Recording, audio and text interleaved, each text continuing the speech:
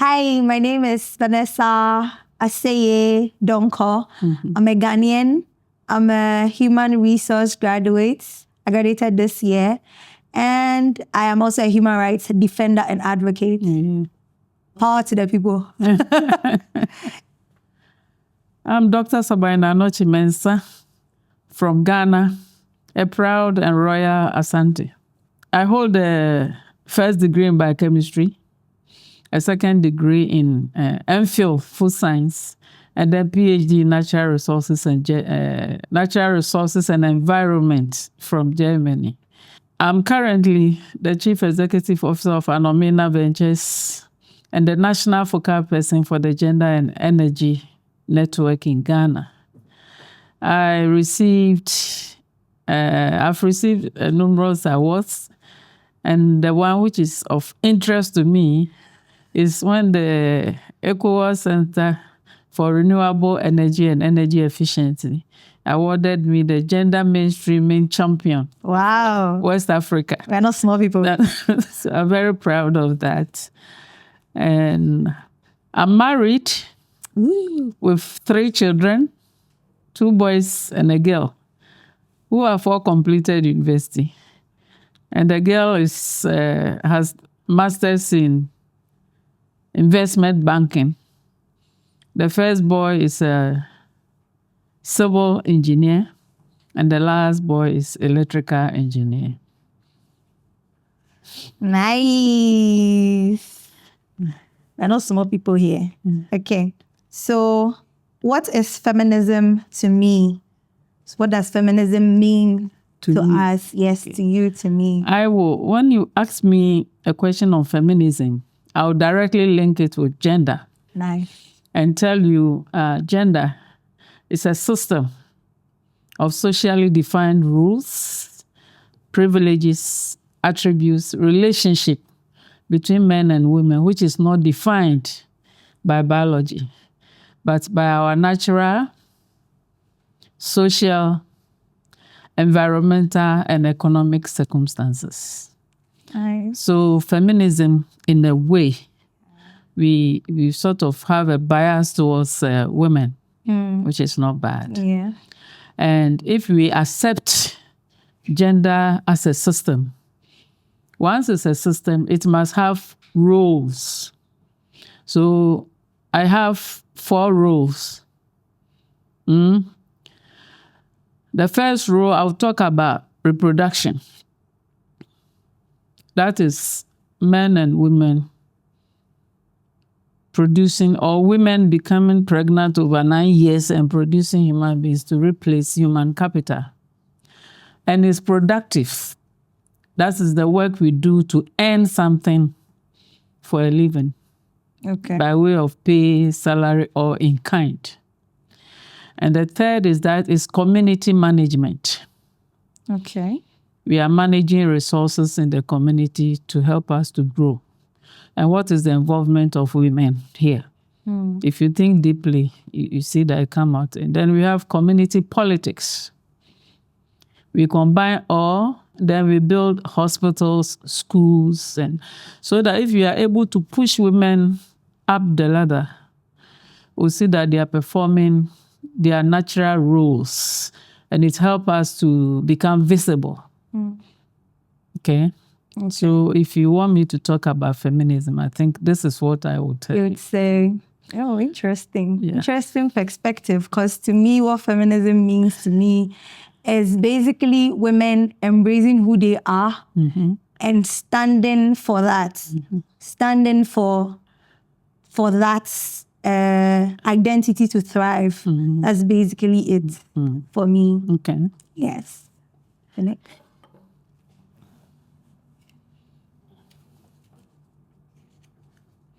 What conversations were taboo in your generation that are more open now, or vice versa? Oh, okay. Conversations. I'm a Gen Z, proudly. Conversations that are taboos in my generation now is the fact that our older people do not accept that we don't marry early. They are chasing us with marriage. Yes. Marry. Please, we are tired. Those are that's an example of taboo conversations, and also early childbirth. Like childbirth, they're like, okay, if you marry, at least up 2 or 3, or they don't understand the fact that we want to have some financial stability. We want to have a child-free life. They don't understand all those things, and it's quite sad. But we'll thrive. Yeah. What the little how hard is that in the olden days? Okay. Yeah. If you hear a gunshot at dawn, who do you think will be shooting? If you heard pow, who is the one doing the shooting? A man. A man. That's the olden day. Okay. Yeah. But now, with sensitization, feminism, and whatever, if you hear the boom, a gunshot, who do you think will be shooting? A man. It could be any. There's a man. See? It could be any. Okay. And then another example is when you wake up at dawn, I'm back to dawn, and you hear somebody sweeping. Who do you think will be sweeping? A woman. Why? Because society has brought our minds to come and believe that women are supposed to wake up early. A good woman, you wake up early, you sweep your home at 5 a.m. Yeah. So it's a woman. But now, I want to add your generation. Yes. This is changing. Our generation, I would have accepted 100% is a woman. Okay. But your generation, I think things are changing. So if you hear somebody sweeping at dawn, it could be a man, a woman, a boy, or a girl. Or girl. And then I will add, your generation, you are well-knowledge, Yes. well-educated, and that gives you the impetus to act fast. Okay. Okay? Sure.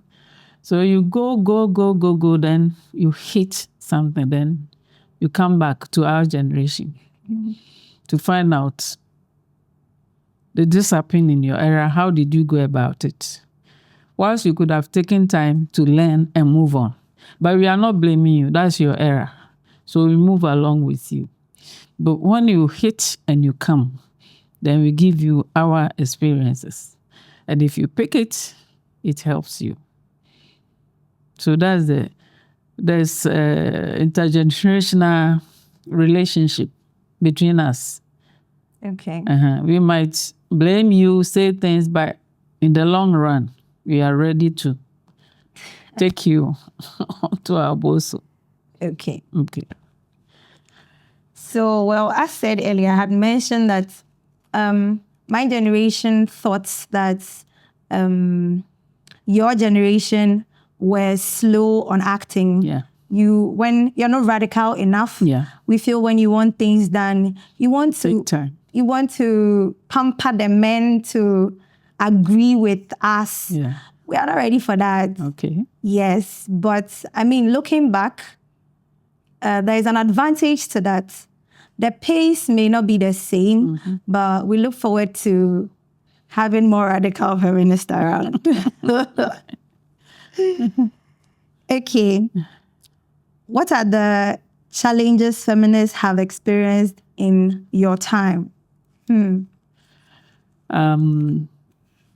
As I've already mentioned, between our daughters and us, just what I said. Yeah. And some of the challenges are that you are assertive, and as you rightly said, we take our time. It's the way we were brought up. Yeah. Okay. Let me give you another. Somebody told me in one of our workshops that we had mothers who were grade C. The grade C mothers were able to bring up grade A children. That's us. And then the grade A mothers grew up and brought up grade B children. Can you make something out of that?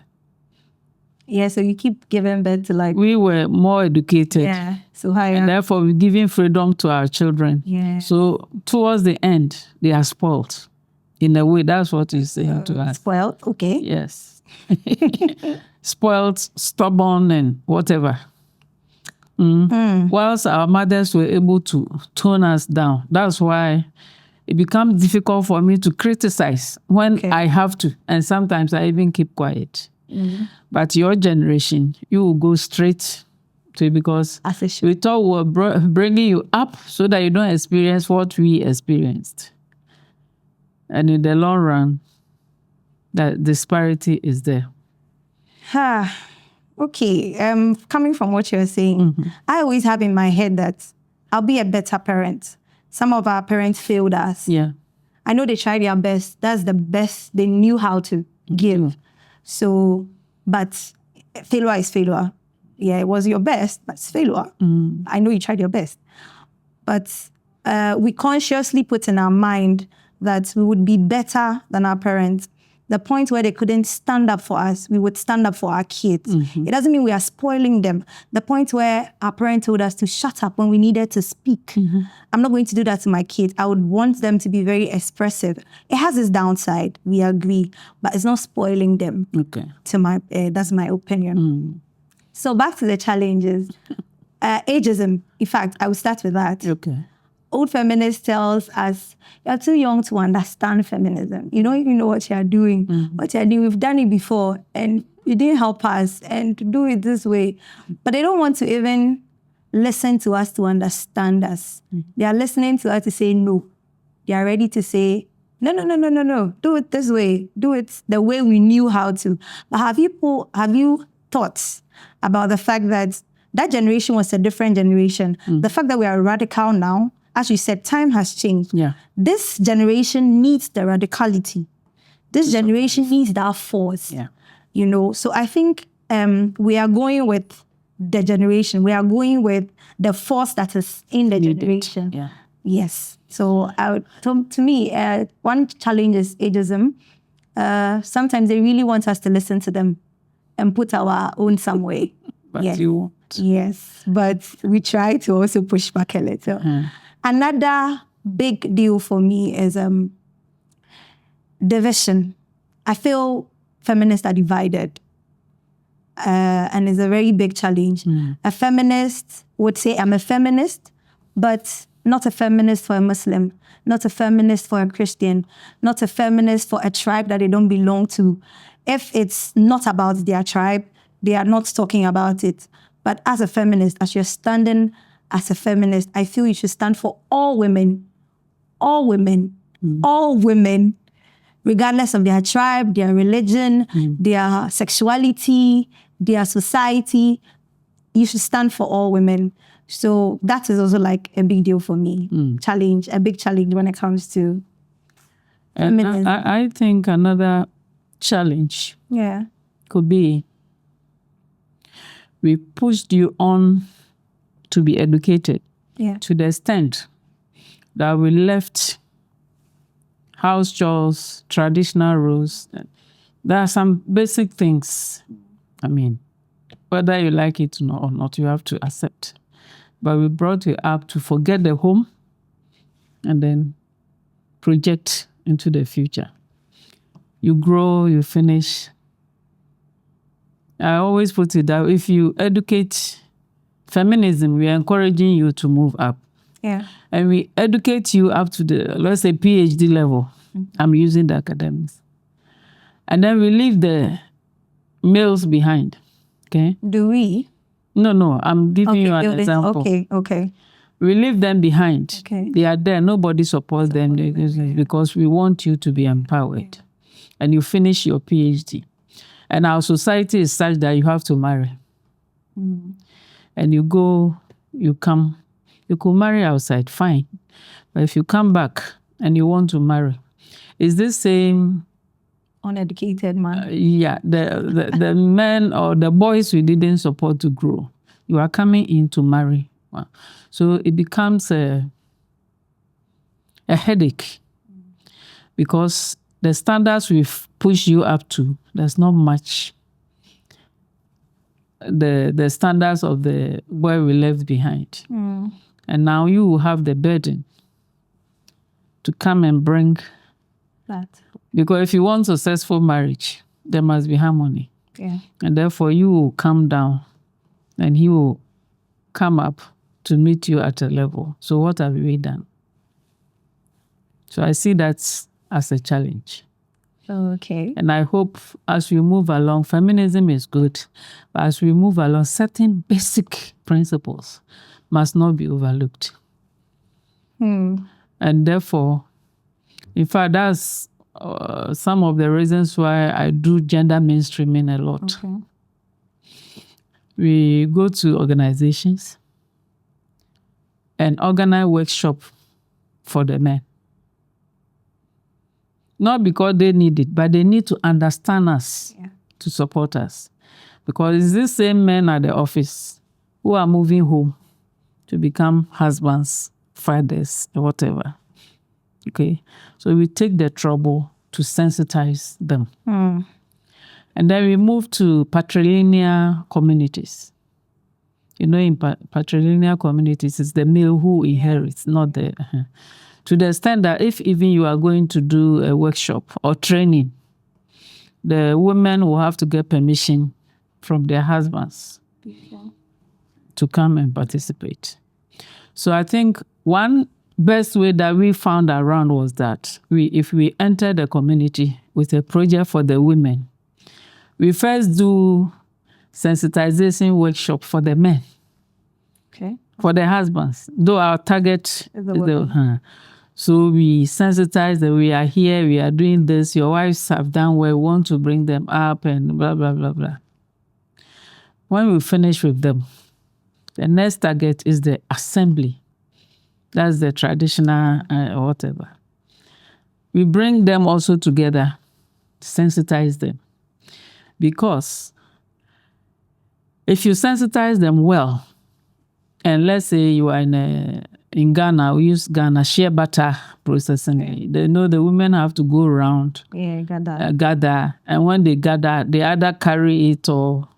But if you sensitize the assembly well, the women, when you start with them, could be trained to contact them for little support, transport. When you have collected and gathered, go to assembly, blah, blah, blah. They always have some buses or trucks. Yeah. So they help you to bring, you see. And when you've done that, when the men are going, if you don't do that, when they are going to farm, whether you come or not, they drag their wives along. So you will fix a date. You want to go and run your workshop. You reach there and the women are not there. What do?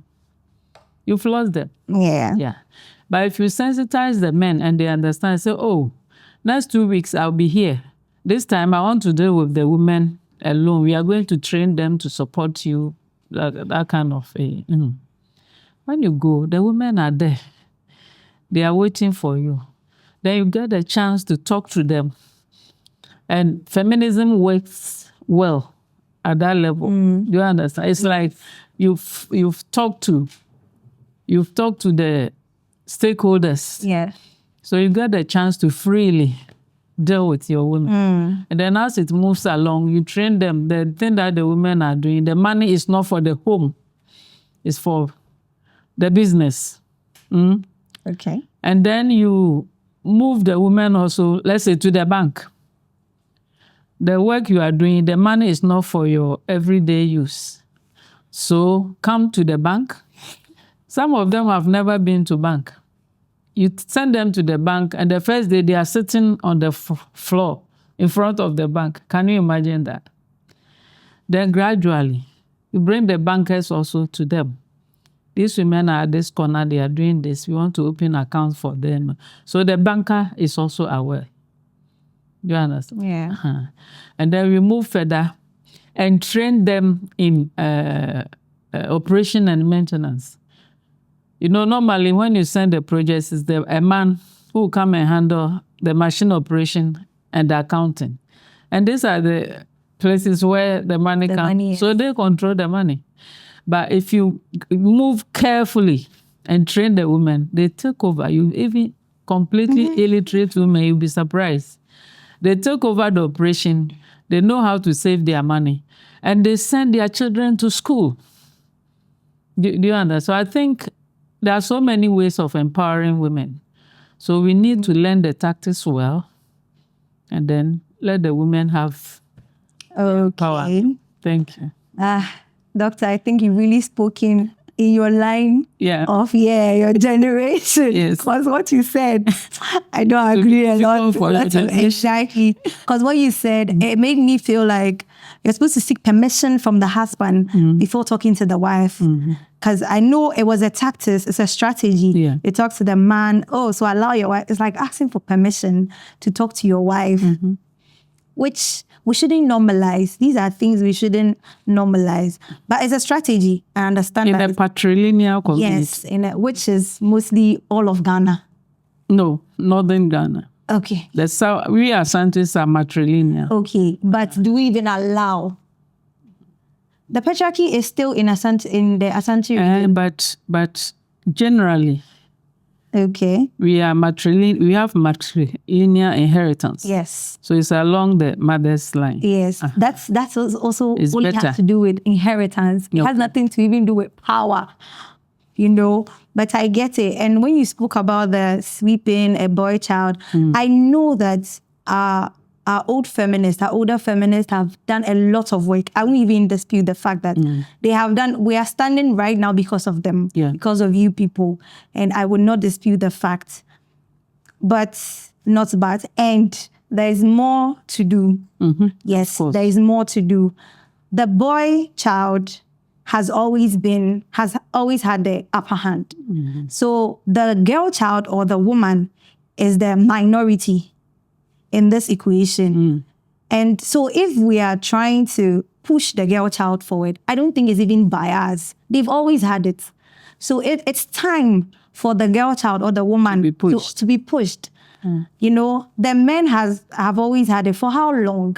Now, why is the woman pushing the women? Now it has to be, you come back and marry the man, that we're not educating. But the woman too, the man will also come back to marry the illiterate you're not educating. You understand? So I think I understand it from your point, yes, from where you were building it from. Yes, I get that aspect. Religion also comes to play, religion and culture comes to play a big role when it comes to challenges or even conversations. It plays a big role. I think when it comes to religion, it's shown. Don't talk about it. It's like giving women power over men. No, it's not power over men. I wouldn't get her name, but she said, walk with me, not above me, not below me. Walk with me. Exactly. So we're not here to claim something we are not worthy of, or claim something we don't deserve. We are here to be with you, walk with you. Yes, let's have the same things. Let there be the same things. We're not saying we're being biased or something. Okay, let me come back. We are not saying the girl must not be. She must be empowered. We all agree. Yes. She must be empowered. But the way we go about it counts a lot as to whether we'll be successful or not. That's what I'm trying to bring your attention to. The way we go about it, we have to find a midway. When God created Adam was alone. Yes. God himself saw that something was not right. Yes. Something was missing. Yes. He could have created Eve from clay like he did Adam. Yes. But he didn't do that. Okay. He didn't want to waste clay. You think so? Balance. He picked the rib from Adam's side to create Eve. Why? Makes sense. Why do you think that happened? The creation needed to be completed. We completed creation. Thank you. That's what I'm saying. That God could have just taken the clay and the clay he used in creating Adam to create Eve. You think he couldn't have done that? He could, but he didn't. So what is he telling us? Collaboration. That's how I understand it. There's collaboration, there's balance, there's like how it was taken from the man. There was rapes taken from the man to create the woman. Fine. Yes. So in a way, God paid the dowry. Okay. Adam. You can. He paid dowry to get Eve. Okay. And it has continued to this day. Yes, we don't mind. In Indian communities, I know women pay dowries from. But in most places in the world, it's the man who pays the dowry. Because they are giving you the indication that there's the need. They are not saying go and carry the man on. But in old African history, women used to marry men. Which, I read. Can you give me an example? I really don't have the facts, but I read. Okay. So, in our natural existence, okay, there's the need for harmony. And everybody has his or her role to play. So if we want to do feminism very well, we must be responsible and take care of our actions. Okay. That's right. When the two of them were there also, and the devil or the snake or whatever came, who did he go to? The woman. The woman. Well, he found that was the easiest way. Oh, you weren't there. We can't say that was the easiest link. So he managed to convince anything. He managed to convince Eve that this tree that God said on is good. When you eat, you become knowledgeable. And he was convinced, and she ate it in the absence of the man. When the man came, Eve was able to convince him to follow, to take it, whatever. So in the long run, both of them fell. And the moment Adam fell, he felt it, that something was wrong. That's why when God asked him, Adam, where are you? He could just have said, I'm here. But he said, I'm naked. Do you understand? So this tells you that each one, we should do feminism. I'm totally for it. But we must find the right way to do that. I think I rest my case.